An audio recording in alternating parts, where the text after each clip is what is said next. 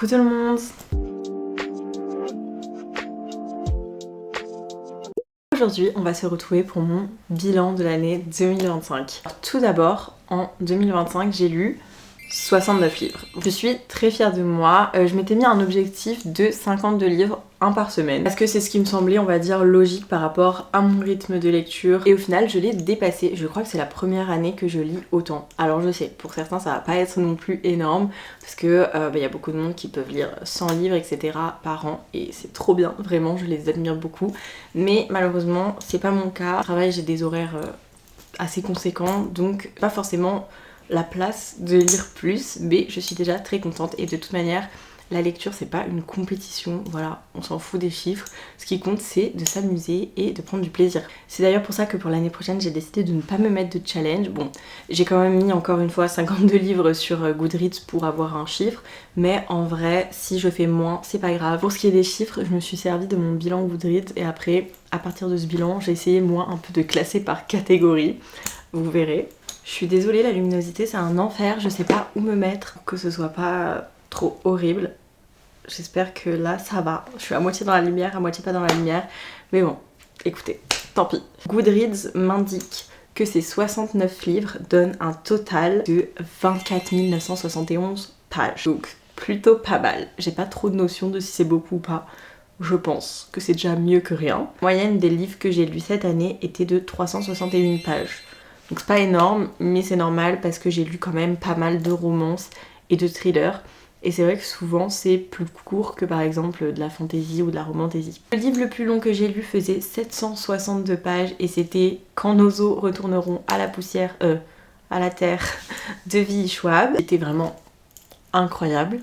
Et le livre le plus court faisait 38 pages. C'était la nouvelle Whole New World de Lily Blabla, Morgane Moncombe, où on retrouve un peu les personnages de différents livres de ces autrices et c'était vraiment très sympa également. Ensuite, j'ai donc essayé de classer un peu ces livres par catégorie pour voir quel genre j'ai le plus lu cette année.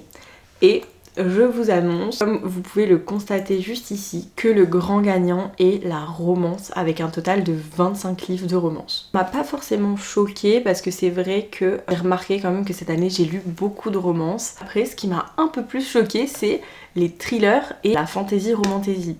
Parce que j'ai lu 19 thrillers, donc juste derrière la romance, alors que je pensais pas forcément que c'était un genre que je lisais beaucoup. Écoutez, cette année j'ai charbonné niveau thriller et c'est vrai que je me suis découvert une petite passion, enfin j'adore vraiment ce type de livre, enfin, je trouve que c'est tellement addictif, on a tellement envie de connaître le fin mot de l'histoire. C'est une expérience de lecture que j'aime beaucoup. Un truc qui m'a choquée, c'est la fantasy romantasy, non mais je l'ai totalement délaissée cette année, vraiment je n'ai lu que 10 livres. Alors que normalement c'est mon genre de prédilection, ce que je préfère, et c'est toujours le cas, hein, quand je lis un livre de romantasy ou de fantasy, je suis mais à fond, enfin c'est vraiment ce qui me fait le plus vibrer en termes de lecture. Je comprends pas, et ils dorment dans ma pile à lire, c'est pas que je n'en ai plus, c'est que vraiment je ne les ai pas lus. Je pense que c'est parce que j'ai peur en fait. Vu que c'est tout le temps des pavés et que j'ai pas beaucoup de temps pour lire, je vais privilégier des lectures plus accessibles. Mais c'est dommage parce qu'au final, ce que je préfère, c'est la fantasy, romantasy, etc. Ensuite, j'ai lu d'autres genres. Donc on a de la dark romance. Bon, il y en a qu'une et je pense qu'il n'y en aura plus parce que j'ai pas trop aimé l'expérience. On a 5 dystopies, donc je pense que c'est Shatter Me en fait. Littéralement tous les tomes de Shatter Me que j'ai lus. Ensuite on a 2 contemporains, on a un essai qui était vraiment pas mal, un livre de science-fiction, c'était Phobos. Voilà, et je pense que dans la science-fiction il n'y aura que Phobos parce que je n'ai pas de livre de science-fiction dans ma pile à lire.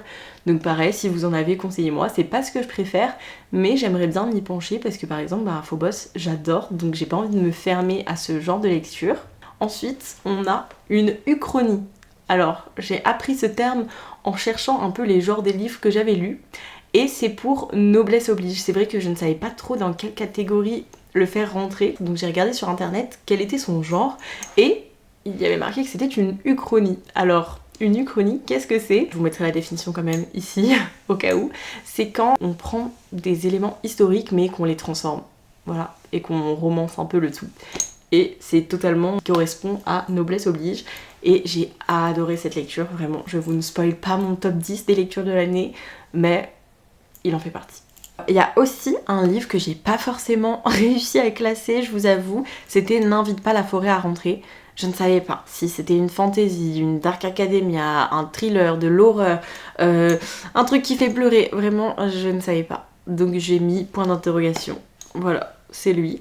C'est vrai que c'est dur à classer, mais il y a plein de livres où j'ai hésité, vraiment, je ne savais pas trop, parce que pour moi ça pouvait rentrer dans plusieurs genres. Mais vraiment, si vous savez comment on nomme ce style de livre, parce que moi, j'ai pas trouvé, et j'ai pas trouvé l'information sur internet non plus. C'est-à-dire que quand je cherchais quel était son genre, ce n'était pas marqué. Donc bon. Pour finir, j'ai lu une Dark Academia. Donc pareil, ça c'est un genre que j'adore, mais c'est vrai que je connais pas beaucoup de titres Dark Academia, donc j'en ai pas beaucoup, et j'en lis pas beaucoup, alors que j'adore ça. Donc, vous savez ce qu'il vous reste à faire, conseillez-moi des Dark Academia. Voilà, c'est vrai que j'aimerais bien diversifier un petit peu plus mes lectures, parce que là, ça tourne vraiment beaucoup en romance, thriller, et c'est tout. Donc il faudrait un petit peu se diversifier, ma belle. Ensuite, après les genres qui ne sont pas très variés, finalement je suis un peu déçue, j'ai essayé de classer mes livres par format. Je ne sais pas comment expliquer, la manière dont j'ai lu les livres. On peut constater ici que j'ai surtout lu en livre papier, évidemment, mais que les livres audio ne sont pas loin derrière.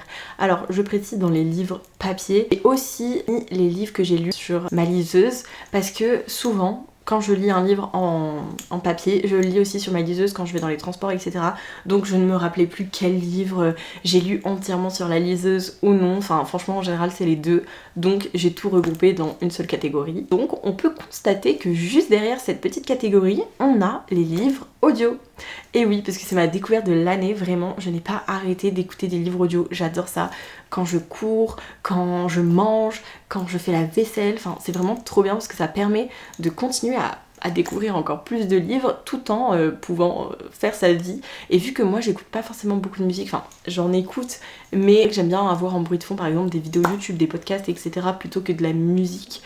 Et ben, un livre audio c'est juste parfait en fait, vraiment ça me permet de continuer mes livres tout en faisant mes tâches obligatoires, voilà, de la vie. C'est trop bien, donc c'est pour ça que j'en ai lu pas mal et je pense que je vais continuer en 2026 de lire aussi pas mal en audio. Il m'est arrivé plusieurs fois de un peu alterner les formats, c'est-à-dire lire un livre à la fois en audio, en papier, etc. Parce qu'en fait, j'aime bien alterner pour pouvoir continuer tout simplement ma lecture en cours, peu importe les circonstances. Ensuite, on peut constater que j'ai lu également 2 romans graphiques. J'aimerais bien, pareil, en lire un peu plus parce que j'adore ça, mais c'est vrai que ça coûte cher. Et ça se lit très vite. C'est comme les mangas. On peut voir que j'en ai lu qu'un seul. C'est ridicule alors que pareil, j'adore les mangas. J'adore ça. Je me dis, pour le prix d'un manga, je pourrais m'acheter un livre et je le lis en plus longtemps qu'un manga. Mais c'est bête de penser comme ça. Parce que c'est pas le même support, c'est pas la même œuvre. J'aimerais bien cette année aussi lire plus de mangas et de romans graphiques sans regarder le prix. Voilà, comme ça. J'ai lu un recueil de poésie. C'était donc Poème en bordel qui était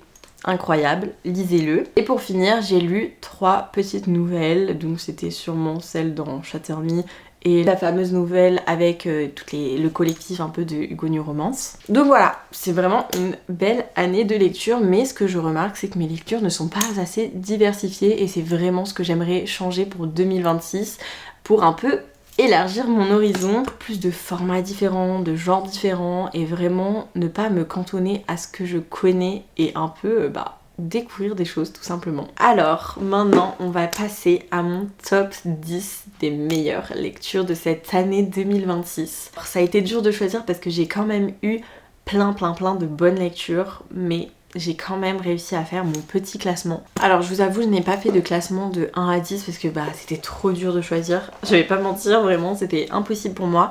J'ai plutôt séparé en 2 catégories, donc on va dire les 5 derniers du classement et vraiment mon top 5, mes chouchous, mes petits préfs.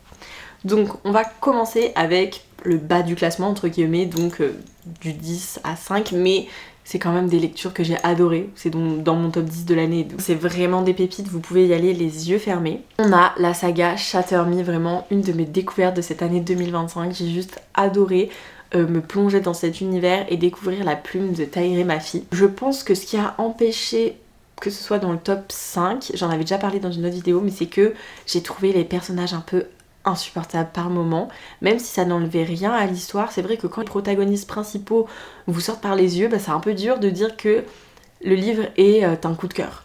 mais la saga en elle-même, je l'adore et j'ai qu'une hâte, c'est de dévorer tous les tomes. Et même la plume de l'autrice, etc. J'adore. C'est un petit peu jeunesse, enfin pas jeunesse, plutôt young adulte pour le moment, mais il me semble que la deuxième partie de la saga, parce que c'est séparé en 3 tomes et ensuite 3 tomes, est plus mature et souvent plus appréciée du public. Et c'est vrai que je me dis que si j'aime déjà bien cette première partie, peut-être que la deuxième partie de cette saga sera dans mon top 5 l'année prochaine. Ensuite, on a N'invite pas la forêt à rentrer, donc je vous en ai parlé précédemment. J'ai vraiment hésité à le mettre dans mon top 5, mais il y a eu tellement de bonnes lectures qu'il a fallu faire des choix, mais c'est vraiment un coup de cœur, j'ai tellement pleuré, enfin en fait ce livre il fait tellement ressentir plein d'émotions, vraiment il fait peur, il est frustrant, il est émouvant, enfin j'avais rarement lu des livres comme ça. C'est vrai que c'est le genre de livre un peu ovni qui sort du lot et qu'on sait pas trop classer comme je vous l'ai dit précédemment, je savais pas trop quel genre lui attribuer, et c'est exactement ça.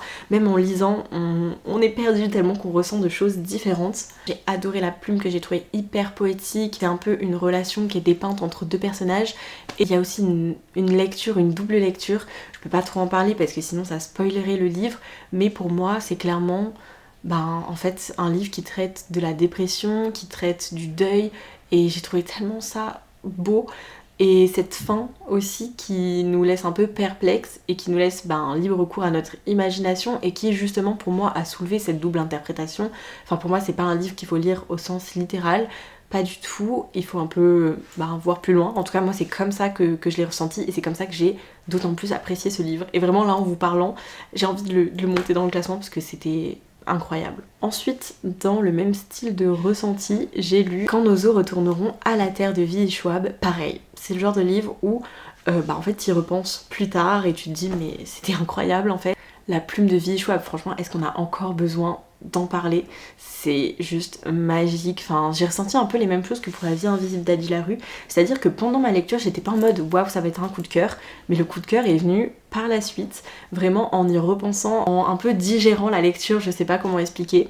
Bon, j'ai un petit peu moins apprécié que La vie invisible d'Adi Larue, je pense, mais c'était tout de même incroyable. Enfin quand même, on parle de vampires lesbiennes, que demande le peuple?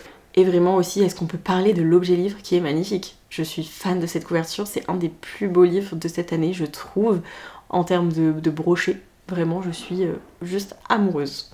Ensuite, on a eu Noël au Café des Oracles. Alors lui, je le mets quand même dans mon top 10 un peu comme une mention spéciale. C'est pas forcément un livre comme les autres du classement qui va vous marquer, vous retourner les émotions dans tous les sens, mais si vous cherchez une romance de Noël parfaite, eh bien elle est là, vraiment. Noël au Café des Oracles, pour moi, ça a été la romance de Noël de cette année et de toutes les années. Je pense que c'est le meilleur livre de Noël que j'ai pu lire. J'ai tellement aimé, c'est très simple, très mignon, et en plus avec cette touche d'ésotérisme qui était juste parfaite. Franchement, c'était une trop bonne découverte et je vous le recommande dans un style de lecture un peu plus léger.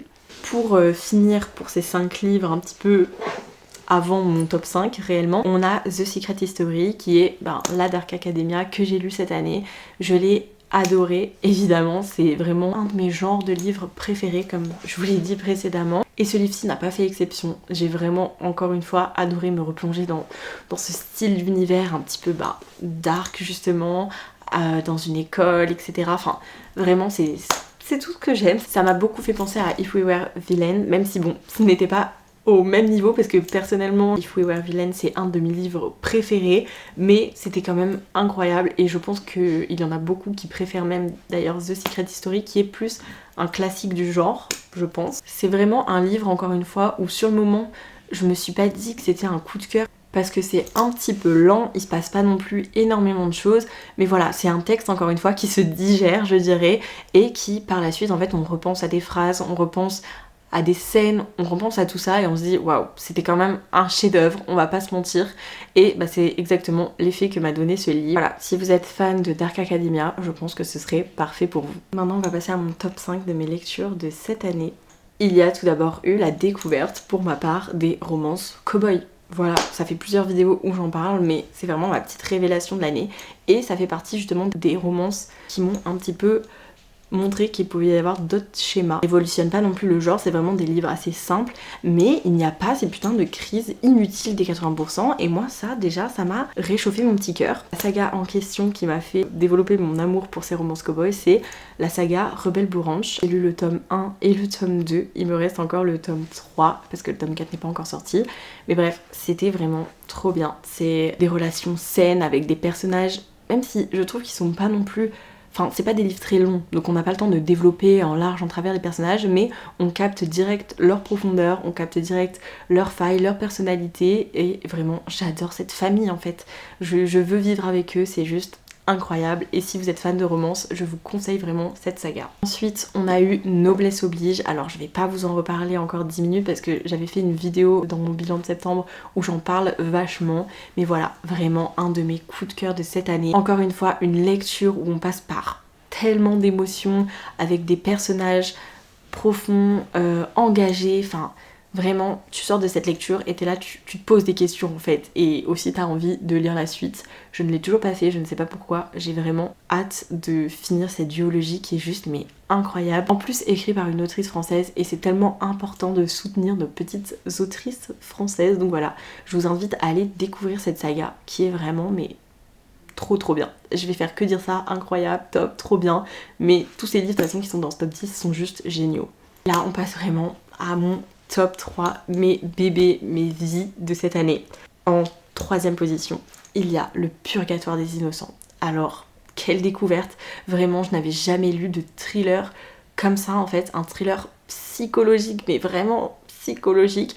Attention au trigger warning, par contre vraiment ce livre c'était carnage pour mon petit cœur. J'ai dû plusieurs fois le fermer tellement que c'était dur à lire, mais c'est vrai que c'est bizarre de se dire que ça peut être un coup de cœur, un livre comme ça, mais vraiment ce qui m'a convaincue, c'est déjà tout le long du livre, bah encore une fois les émotions sont mises à rude épreuve, mais c'est que je trouve c'est hyper bien écrit, que on y croit en fait, on angoisse tout le long du livre, et la cruauté des personnages en fait est tellement bien réalisée que ben on y croit et on se dit que ça pourrait littéralement arriver, et c'est ça qui rend la chose encore plus horrible. Et aussi, ce que j'ai beaucoup aimé, c'est le fait que, bon, sauf un personnage évidemment que je ne vais pas citer parce que sinon ça va spoiler l'histoire, mais sinon, tous les personnages sont assez gris.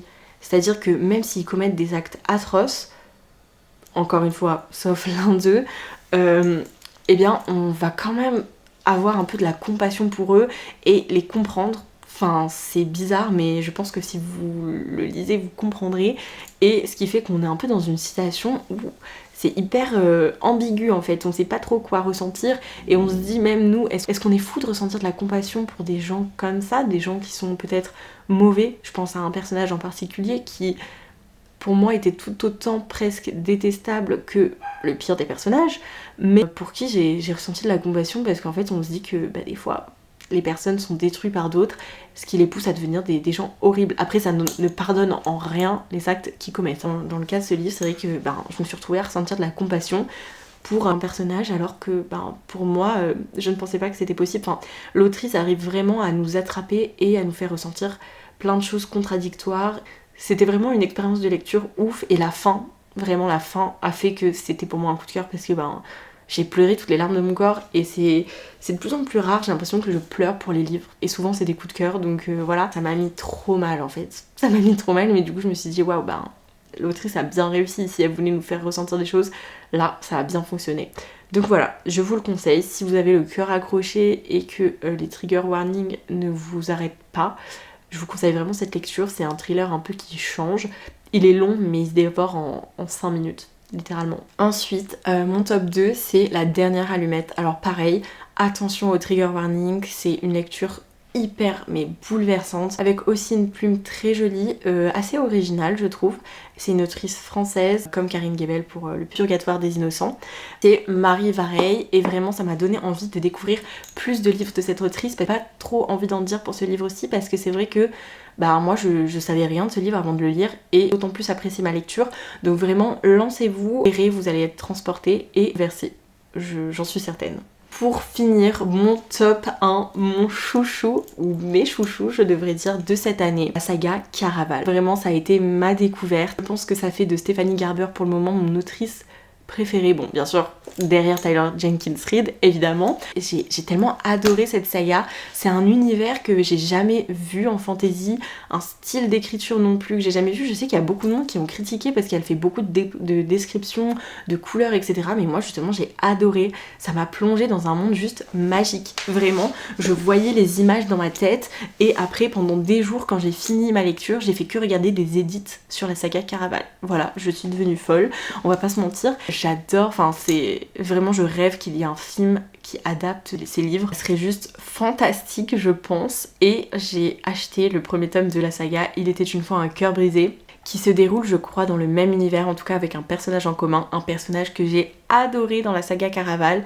Donc j'ai trop hâte de découvrir son histoire. Je suis sûre que cette saga va être aussi un coup de cœur. Enfin, franchement, je ne peux pas être déçue, je pense, par cet univers. J'ai tellement aimé et j'ai trop hâte d'avoir la suite. Donc voilà, si vous cherchez une saga de fantasy, romantasy, je dirais aussi, qui change, c'est un peu young adulte par contre, je préviens.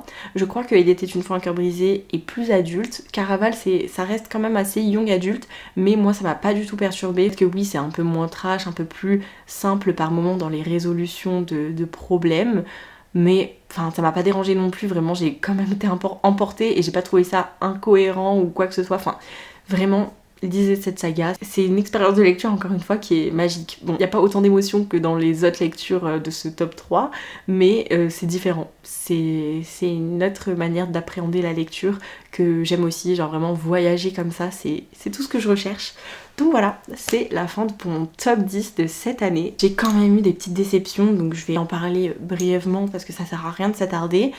Si je devais citer, on va dire, 2 grosses déceptions de cette année. Première, ça reste un très bon livre, c'est The Pumpkin Spice Café. C'était un bon livre, assez sympa, etc. Je ne le mettrai pas non plus dans une catégorie flop, quoi. Mais j'ai été déçue parce que il a été tellement hypé que je m'attendais à un truc incroyable. En plus, dans un mood automne, etc. que j'adore particulièrement. Donc j'avais beaucoup d'attentes et c'est vrai que j'ai été un petit peu déçue. Après, je vous le recommande quand même parce que ça reste une petite romance assez sympathique. Donc c'est pas non plus une mauvaise lecture. Mais celle qui m'a le plus déçue cette année, je dirais que c'est Freda McFadden. Parce que c'est vrai que j'avais beaucoup aimé La femme de ménage, mais c'était avant la hype, etc. Et là, depuis... quand je lis ces livres, c'est vrai que je suis pas non plus transportée, que pareil, à chaque fois il y a beaucoup de hype autour de ces livres, mais je suis un peu déçue. Évidemment, je ne parlerai même pas de La femme de ménage se marie, qui est pour moi un livre inutile, vraiment. Je ne comprends pas pourquoi il existe, parce qu'il n'y a pas d'histoire. Donc pour moi, ce n'est pas un livre quand il n'y a pas d'histoire dans le livre. Le livre qui m'a le plus déçue d'elle, c'est La psy. Parce que je ne comprends pas comment ce livre est le livre le plus aimé, j'ai l'impression, de Freda McFadden. Parce que pour moi, il est tellement incohérent. Genre la fin, s'il vous plaît, la fin pour moi, il n'y avait rien qui était plausible. Vraiment, moi, elle nous a donné des petits indices tout le long du livre pour au final nous faire une fin comme ça. Elle a vraiment dit, allez vous faire voir, je m'en fiche de ce que je vous ai dit avant, on va tout inventer, avoir une fin avec un énorme plot twist, etc. Mais en fait, pour moi, les plot twists, ça sert à rien si c'est pas cohérent avec le reste du livre. Je sais pas comment expliquer sans spoiler, mais vraiment, moi, un plot twist, même si tu le sens pas arriver, après quand tu relis le livre, tu te dis, ah putain, ouais, j'aurais pu capter là, j'aurais dû m'en douter, etc. Ça, c'est un plot twist réussi. Mais un plot twist qui est juste mettre des choses qui n'ont aucun rapport avec ce qui a été dit depuis le début du livre et te dire oui, c'est ça la fin, voilà. Non, ça je suis pas d'accord en fait, et vraiment ça m'a tellement déçue, parce que j'ai eu tellement d'attentes. En plus le livre en soi est bien, c'est à dire que tout le long du livre j'étais à fond, enfin le concept des cassettes, de la psy, etc. j'ai adoré, mais la fin, vraiment ça m'a tellement déçue et j'étais en mode ok, genre flemme. Les autres livres que j'ai lus d'elle cette année, donc La prof, j'ai beaucoup aimé La prof, et là pour le coup voilà, le plot twist était plausible, alors que il est grave détesté, donc je pense que, je ne sais pas, je n'ai pas les mêmes goûts que les fans de Freda. C'était du coup ma petite déception de cette année, mais bon, je continuerai quand même à lire ses livres. Je pense qu'elle fait quand même des histoires assez intéressantes, etc. Enfin, je veux pas non plus la critiquer. Donc voilà, c'est la fin de mon petit bilan de cette année 2025. Pour 2026, comme je vous l'ai dit, je me suis mis des petits objectifs. Alors j'ai pas forcément mis un objectif de nombre de livres à lire, mais plutôt style de livre. J'ai envie de me reconnecter avec la romantasy et la fantasy, car comme vous l'avez vu dans mon bilan, un peu délaissé ce genre de lecture en cette année 2025, alors que c'est mon préféré. Tout ça à cause de la longueur des livres, enfin vraiment c'est totalement bête, et plus envie d'avoir cette envie de consommer les livres hyper rapidement et plus de profiter de mon moment et de lire ce que j'aime. Ensuite aussi, j'ai envie de plus me mettre à lire des livres pour m'instruire, entre guillemets, donc tout ce qui est essais sur l'écologie, le féminisme, la politique, etc. Conseillez-moi plus d'essais parce que c'est un genre que j'ai hyper longtemps mis de côté, mais que j'ai envie de découvrir cette année 2026 parce que en plus d'être un plaisir, j'aimerais bien que la lecture puisse m'apporter des connaissances, tout simplement. Voilà, c'est la fin de cette petite vidéo. N'hésitez pas à me dire, vous, quels sont vos objectifs pour cette année 2026, ainsi que votre petit top 3 de l'année 2025 pour que je remplisse ma wishlist. En attendant, moi je vous fais des bisous et je vous dis à la prochaine vidéo.